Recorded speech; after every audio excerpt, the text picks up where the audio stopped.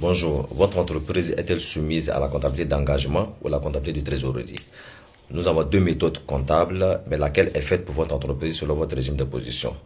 Au niveau de la comptabilité d'engagement, on enregistre les opérations dès la naissance des droits et des obligations, même sans paiement, même s'il n'y a aucun paiement. Par contre, dans la comptabilité de trésorerie, on enregistre uniquement lorsque l'argent est encaissé ou payé. Une même opération peut produire deux résultats comptables totalement différents selon la méthode utilisée. Donc, savez-vous laquelle s'applique à votre entreprise?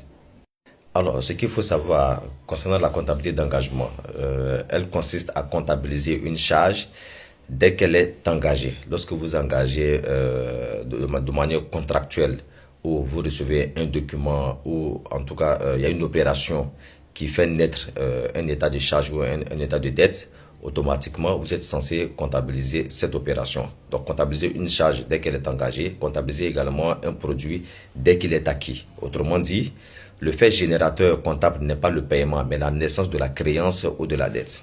Ainsi, une facture fournisseur une facture fournisseur reçue est enregistrée même si elle n'est pas encore payée.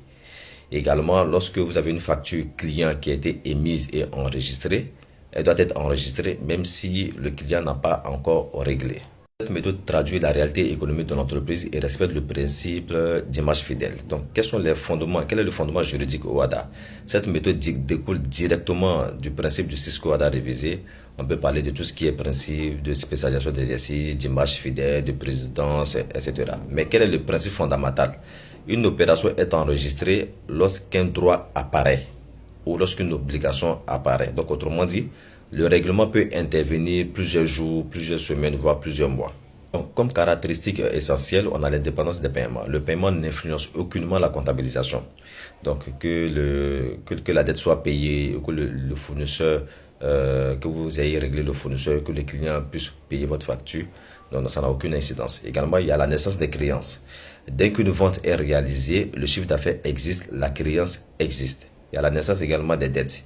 Dès qu'une facture fournisseur est reçue, la dette doit être enregistrée, même sans paiement également. On a également le respect du principe de spécialisation, c'est-à-dire que chaque exercice supporte uniquement ses charges et ses produits.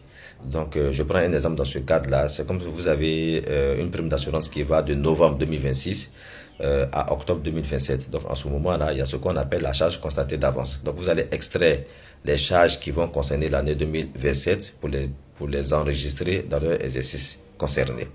Voilà. Et en dehors de ça, on a le compte des tiers également qui interviennent. La comptabilité d'engagement utilise énormément la classe 4, que ce soit les clients, les fournisseurs, les personnels, État et les organismes sociaux, naturellement les associés.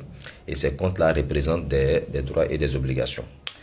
On a aussi, sans oublier, les comptes de régularisation. Donc, ce type de comptabilité utilise des comptes spécifiques afin que chaque exercice présente son véritable résultat. Donc, parmi eux, on a tout ce qui est constaté d'avance, que ce soit des charges constatées d'avance, des produits constatés d'avance, des charges à payer, des produits à recevoir, des intérêts courus, etc. Alors, l'inconvénient pour ce type de comptabilité, qui n'est pas très adapté aux entreprises, à la taxe de l'entrepreneur, c'est-à-dire les petites entreprises, c'est que cette méthode-là nécessite davantage de compétences. Davantage de compétences, un suivi rigoureux, des inventaires, des régularisations de fin d'exercice. Donc, c'est donc beaucoup plus complexe que la comptabilité de trésorerie. Donc, en définitive, en somme, pour les entreprises qui sont au régime normal d'imposition ou au régime simplifié d'imposition, comme les grandes entreprises, ils sont tenus d'avoir une comptabilité d'engagement.